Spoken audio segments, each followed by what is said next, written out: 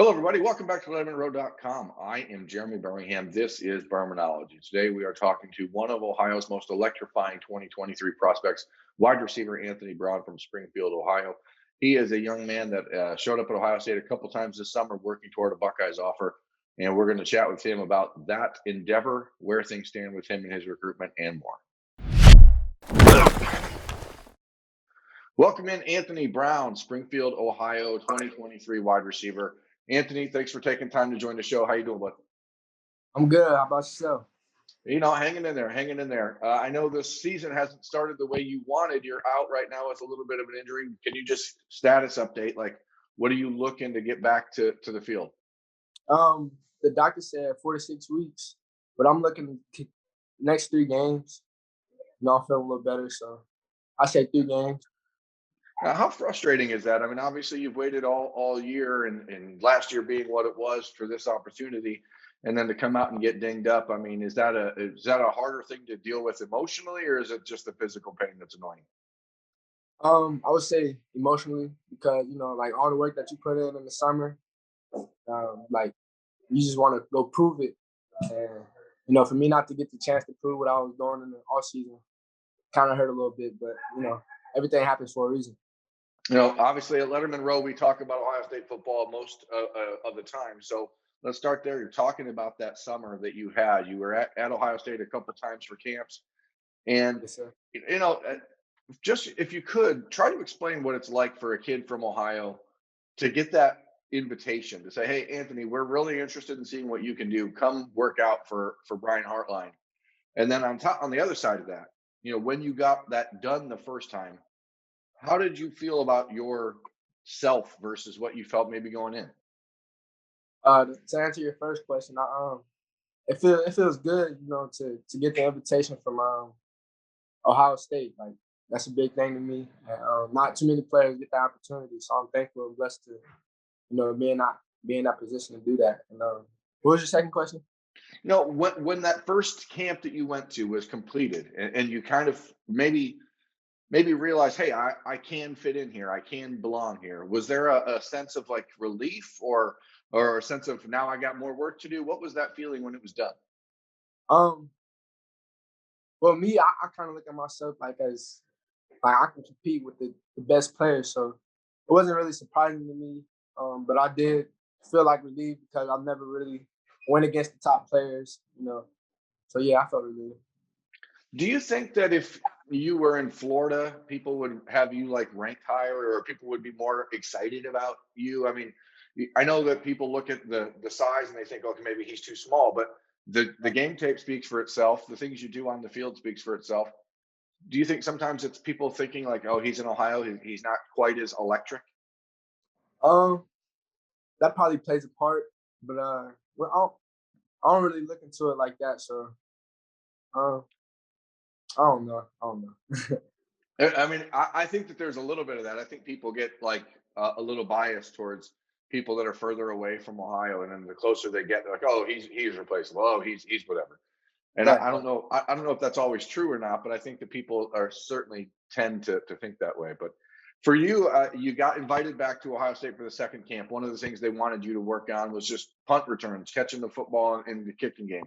How did you Right. prepare for that as you went from the first camp to the second? How did you go? Did you go home and have somebody throw the ball real high? I mean, how do you work on that? Me and my cousin, see, I got a jug machine at the house, so we just put balls in the jug machine. Had to go in the air, and we went to the field and started catching some. That's a lot harder than people think, isn't it? Yes, sir, for sure. Especially like with a helmet on and pads on and people running at you. That's one of those moments where I think that people don't understand how something that sounds simple isn't simple. Yeah, right, right. Anthony, one of my favorite moments of the entire summer of the camp season was you walking into the Woody Hayes Athletic Center wearing a Minnesota backpack, and Ohio State football players watching you walk through the facility with a Minnesota backpack. So, why were you wearing a Minnesota backpack? Just so people understand. My brother he plays at Minnesota, so I really don't have no other bag, so that's the reason why I wore it. So you will be in Minnesota for the Buckeyes home or Buckeyes opener this coming Thursday night against Minnesota, correct? Yes, sir. Yes, sir. When you're at a place like that, I mean, this is probably new for you. I mean, I'd imagine as a 2023 prospect, you haven't been able to get on the road much because, your sophomore year was sort of wiped away by COVID and the inability to visit places. How do you think that this goes as a recruit? Do you watch both teams knowing that you have interest in both spots? One of them you have an offer, one you don't. Like, how do you watch both teams and give them both a fair like evaluation? Um, I'm just really looking at the coaching, um, you know, just watching the game through, like just paying close attention to them. So And then, so your intention, if I'm correct, is to then visit Ohio State for the Oregon game the week after, right? yes, sir, correct. How exciting is it for a player like you to just, September 1st is 3 days away. You get the opportunity now to have phone calls with people. Are you just excited to know that you're going to see kind of your future unfold here in the next few weeks? Yes, sir. Very excited. I've been told like September 1st is the day that coaches really reach out to you. So looking forward to that. Can't wait. I'm interested in the feedback that you received from Brian Hartline after the camps, because again, I think people look at the Buckeyes recruiting and they think that Brian Hartline has been able to recruit any receiver he wants in the country, and you're one of those guys that he's getting to know and talking to. But he hasn't offered you yet. What has he said about what he expects to see or what he wants to see for you to get yourself into that conversation? Um, he told me I have all the tools, like what he really wants, but he's just looking at the receiver room and trying to make sure there's not too many short, fast players in the depth chart. You know, he's just looking at the depth chart, but he said I have all the tools to what he's looking for. So As you look at their depth chart, do you see that there's an opening for a guy like you? They have a lot of the Marvin Harrison types, the 6'2", 6'3" receivers, but there isn't a handful of guys at your spot. I mean, is that encouraging you? Is that something that you look at, go, hey, this is my opportunity? yes, sir. It only makes me work harder. That means I got something to prove. So um, I'm until then, always interested. I'm always interested in this because I think that from a from a fan perspective, as somebody who grew up in Ohio myself, yes, uh, sir. you know, I think it's understood that Ohio State is sort of like the dream, right? Like everyone knows that. Yeah. But you also have to look at reality and say, okay, well, they haven't offered yet, but Cincinnati has, Minnesota has, Michigan has, and at what point do you start to separate that dream from reality and say, okay, well, now I got to focus on these schools because Ohio State hasn't offered. I think that the recruiting calendar has changed so much that people speed things up. But is there like a line in your mind where you're like, okay, if they haven't offered by April of next year, I'm done. Like, I mean, how do you make that sort of decision? Um, I I know that's think a it. tough question. I'm sorry, but I'm thinking about it from I was one time your age, trying to get Yeah. a scholarship to Ohio State. I'm really just waiting till I trim my schools down. I feel like if they haven't offered yet, um, then I really just knock down some of the schools, come out with like a top five or something like that. So that's when I think they want to be a part of my decision anymore. From a recruiting standpoint, what was more important for you? Was it the camp visits or was it the barbecue and bash visit where you just get to hang out?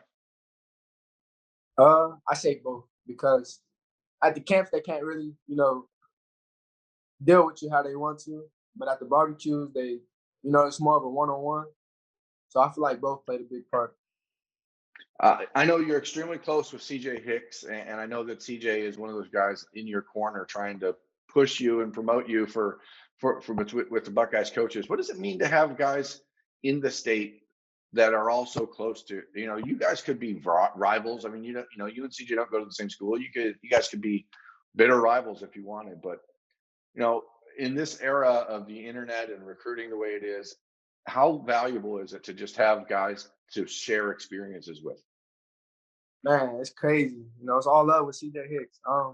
But with him just being with me since my sophomore year, like trying to push my name out, like it's been crazy because like with all his success he's bringing, and like he's not he still looks for something smaller. Like he's not just the typical 5-star recruit that doesn't try to help anybody. So I'm just thankful for him trying to push my name out and stuff like that.